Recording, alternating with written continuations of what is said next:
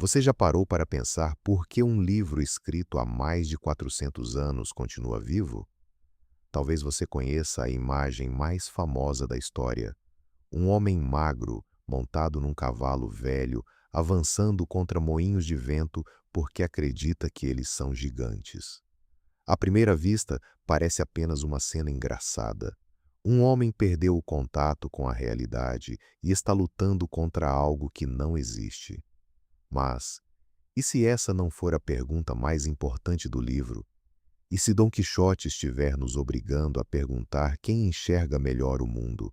Aquele que vê gigantes onde existem moinhos, ou aqueles que veem sofrimento, injustiça e crueldade diante deles e já não sentem vontade de fazer nada? Hoje não vamos apenas contar as aventuras de Dom Quixote. Vamos procurar aquilo que costuma passar despercebido: a tensão entre sonho e realidade, o poder dos livros, a amizade entre dois homens completamente diferentes e uma pergunta que ainda nos acompanha: quanto da nossa vida precisa de lucidez? E quanto precisa de imaginação? Este vídeo contém spoilers sobre as duas partes da obra.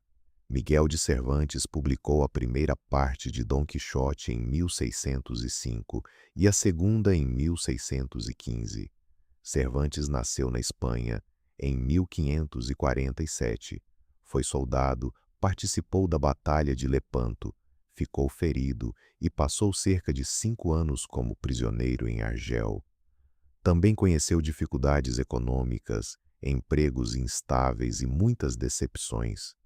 Isso não significa que Dom Quixote seja um retrato direto da vida do autor.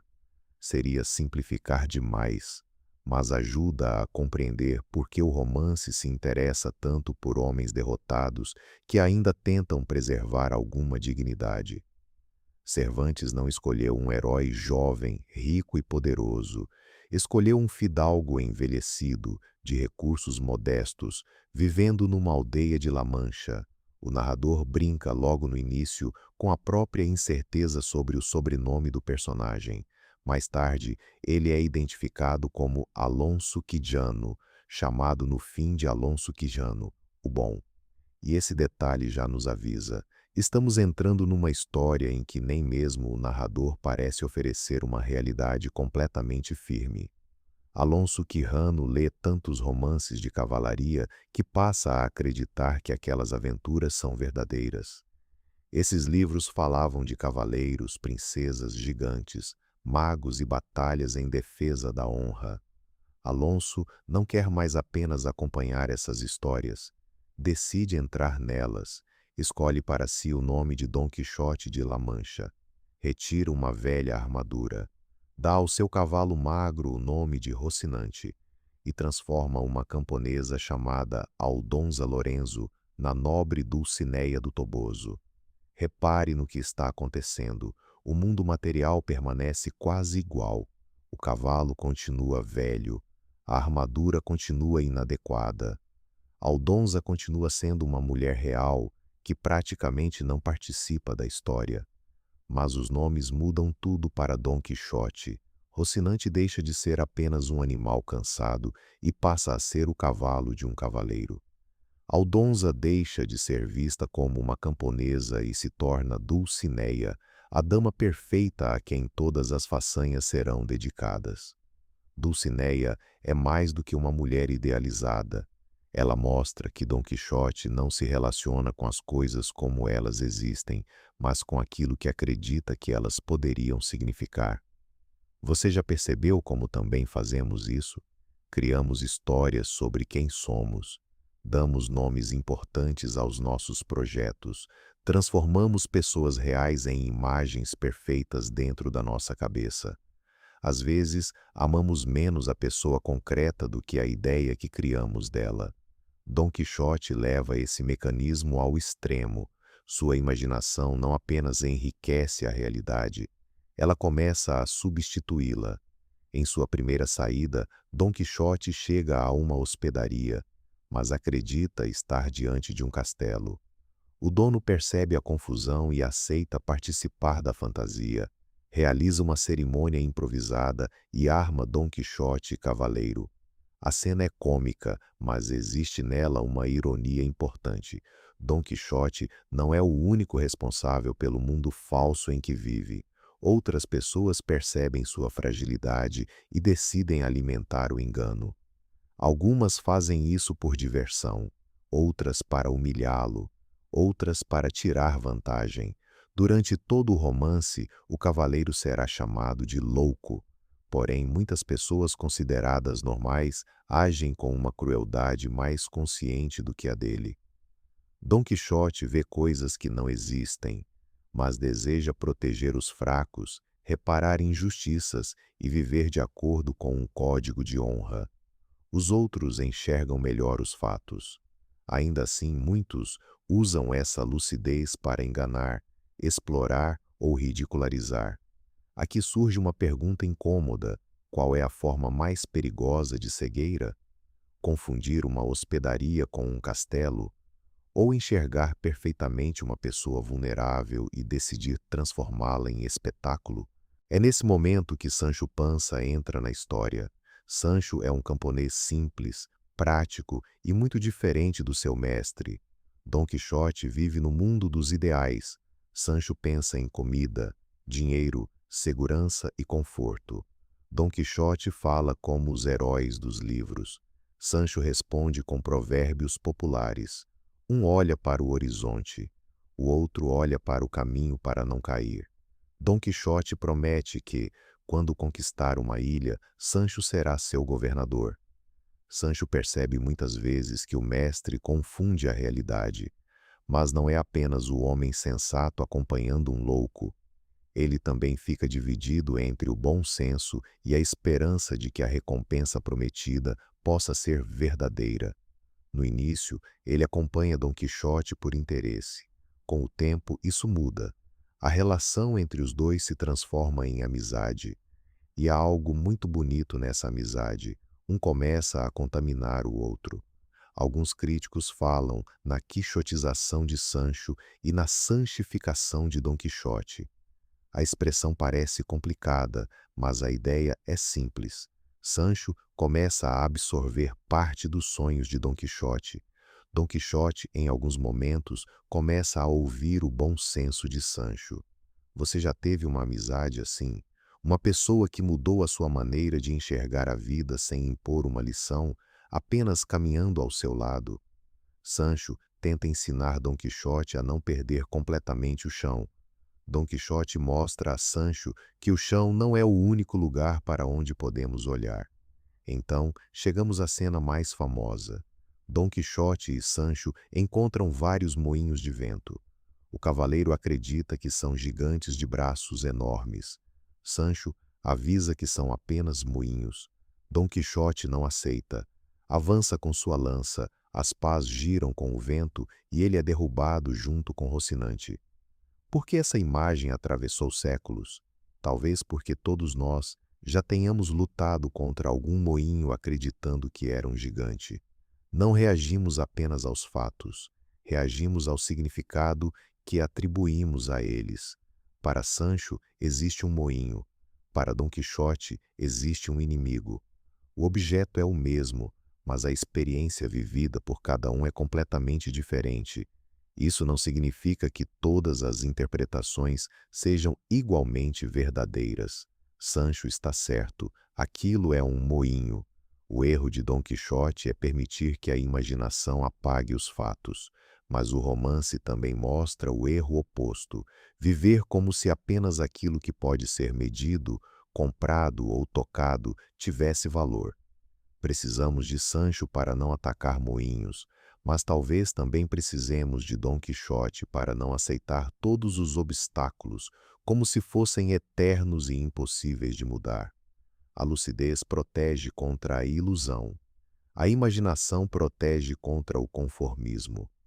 Em outro episódio, Dom Quixote encontra homens acorrentados que estão sendo levados para as galés, onde cumprirão trabalhos forçados. São homens condenados por diferentes delitos. Dom Quixote ouve suas histórias e rapidamente os transforma em vítimas de uma narrativa de cavalaria. Ele conclui que ninguém deve ser conduzido contra a própria vontade e decide libertá-los. A intenção parece nobre. Ele quer defender a liberdade, mas o episódio não permite uma resposta tão simples. Dom Quixote ignora a complexidade dos casos. Em vez de compreender cada situação, distribui rapidamente os papéis de vítima, vilão e salvador. Depois de libertados, os homens atacam Dom Quixote e Sancho. Há duas coisas acontecendo ao mesmo tempo. Por um lado, a cena coloca um limite importante no idealismo. Desejar o bem não basta quando não se compreende a realidade sobre a qual se pretende agir. Por outro, a pergunta de Dom Quixote sobre obrigar seres humanos a caminhar acorrentados continua causando desconforto. Esse é um dos motivos pelos quais o romance permanece tão vivo. Ele não nos entrega uma moral simples, ele mostra que a realidade pode ser mais contraditória do que as histórias de heróis e vilões que contamos para nós mesmos. Quantas vezes julgamos uma situação inteira depois de ouvir apenas um lado? Quantas vezes confundimos indignação com compreensão? Boas intenções não anulam consequências. Até aqui poderíamos pensar que Dom Quixote é apenas a história de um homem enganado pela leitura. Mas Cervantes constrói algo mais complexo. O romance também nos ensina a desconfiar da maneira como as histórias são contadas. O narrador afirma encontrar manuscritos, menciona traduções e apresenta um suposto historiador árabe chamado Cide Hamete Benengeli como fonte de parte da narrativa. Quem está contando a verdade? O narrador? O historiador? O tradutor? O próprio Dom Quixote? Essa instabilidade não é um defeito do romance, é parte de sua grandeza. Dom Quixote vive dentro de uma história que questiona o tempo todo quem tem autoridade para definir o que é real. E na segunda parte, esse jogo fica ainda mais estranho. As aventuras da primeira parte já foram publicadas dentro do próprio mundo do livro. Isso significa que vários personagens encontram Dom Quixote sabendo quem ele é. Eles já leram suas histórias, conhecem os moinhos, as derrotas e os delírios. Pense no que isso provoca. Dom Quixote deixa de ser apenas um homem que imita os livros. Ele se transforma num personagem que descobre ter virado o livro. A realidade e a ficção começam a se misturar de um modo difícil de separar. Algumas pessoas passam a agir com ele não como fariam com um desconhecido, mas como leitores que querem ver de perto o personagem famoso. E essa fama não lhe oferece proteção. Muitas vezes traz novas humilhações. Um duque e uma duquesa recebem Dom Quixote e Sancho em seu palácio. Eles sabem que o cavaleiro confunde fantasia e realidade. Em vez de ajudá-lo, decidem alimentar seus delírios. Organizam encenações, inventam perigos e criam situações falsas apenas para observar suas reações. É aqui que a história se torna mais incômoda. Na primeira parte, Dom Quixote fabricava sozinho a realidade em que desejava viver. Na segunda, pessoas lúcidas e poderosas fabricam uma realidade falsa para controlá-lo. Quem parece mais perturbado agora? O homem que acredita sinceramente estar defendendo a justiça? Ou aqueles que sabem exatamente o que fazem e usam dinheiro e posição social para transformar duas pessoas em diversão? A loucura de Dom Quixote é involuntária. A crueldade dos duques é consciente. Isso não torna o cavaleiro inofensivo. Ele continua errando, ferindo pessoas e interpretando mal os fatos. Mas o contraste muda nossa maneira de julgá-lo. O romance começa a sugerir que enxergar a realidade não basta. Também importa o que fazemos com aquilo que enxergamos. Sancho, por sua vez, recebe finalmente a ilha prometida. Mas não existe ilha alguma. Os duques colocam-no para governar uma vila chamada Baratária como parte de outra encenação. Eles esperam que um camponês sem estudos fracasse e se transforme em motivo de riso. Só que acontece o contrário. Sancho escuta as pessoas, percebe contradições e toma decisões sensatas. Ele não domina a linguagem dos estudiosos, mas conhece as pessoas, e aqui Cervantes produz outra inversão. O personagem que parecia simples e interesseiro demonstra uma sabedoria prática que falta a muitos homens cultos e poderosos. Você já reparou como frequentemente confundimos educação formal com inteligência? Sancho mostra que experiência e capacidade de escutar também são formas de conhecimento. Mesmo assim, ele abandona o governo. A posição que parecia maravilhosa traz preocupação, cansaço e perda de liberdade. Sancho descobre que algumas promessas são mais atraentes enquanto permanecem no campo da imaginação. Quantas coisas desejamos sem conhecer o preço que elas exigem? Um cargo, prestígio, poder, reconhecimento. Vemos a recompensa e só depois descobrimos o peso. E existe uma ironia ainda maior. Dom Quixote prometeu a Sancho uma ilha que não podia entregar. Os duques entregam uma falsa ilha apenas para zombar dele, mas Sancho transforma a brincadeira cruel numa demonstração real de dignidade. Mais adiante, a distância entre ideal e realidade aparece de forma ainda mais dolorosa por meio de Dulcinea. Dom Quixote construiu para si a imagem de uma dama perfeita, mas essa Dulcinea ideal não existe no mundo concreto. Ela existe na linguagem, na memória e no desejo do cavaleiro.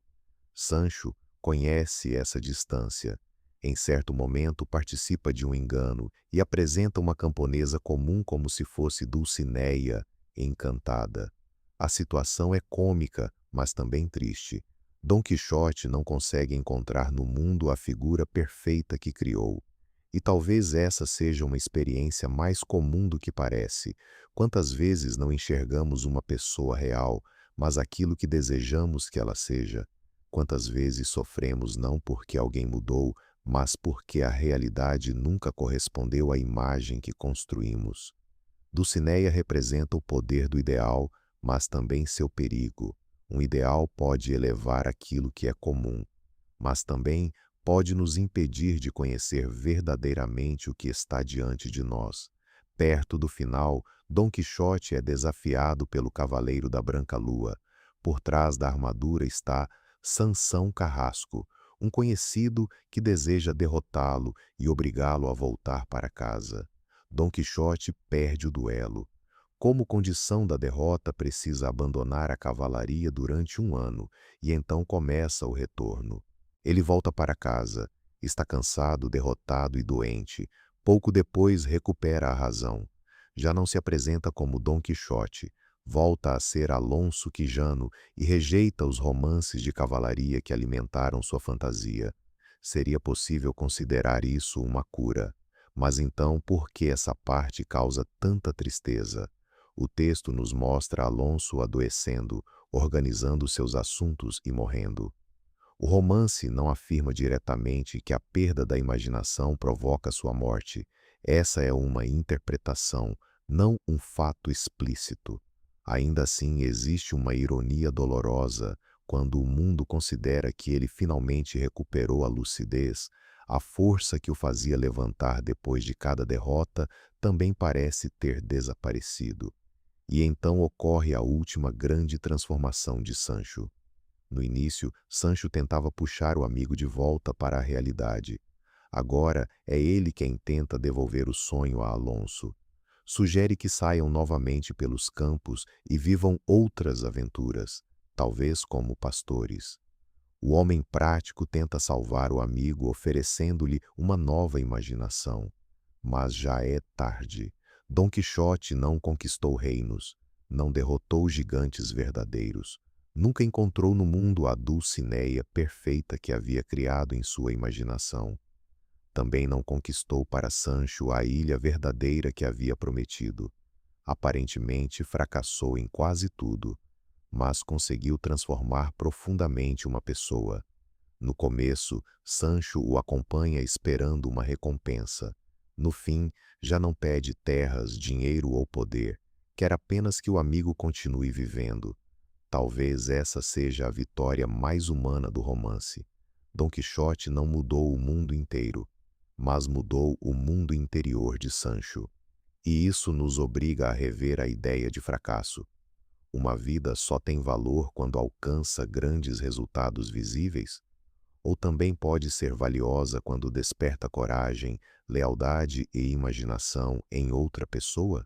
Então, o que Dom Quixote esconde por trás de suas aventuras absurdas? O romance não nos pede para escolher simplesmente entre o sonho e a realidade. Ele mostra o perigo dos dois extremos. A imaginação sem lucidez pode causar destruição. Dom Quixote fere pessoas, interpreta mal situações e frequentemente provoca o contrário do que desejava. Mas a lucidez sem imaginação também pode se transformar em conformismo, cinismo e incapacidade de acreditar que o mundo pode ser diferente. Sancho, sem Dom Quixote, correria o risco de viver pensando apenas na próxima refeição e na próxima recompensa. Dom Quixote, sem Sancho, desapareceria completamente dentro da própria fantasia.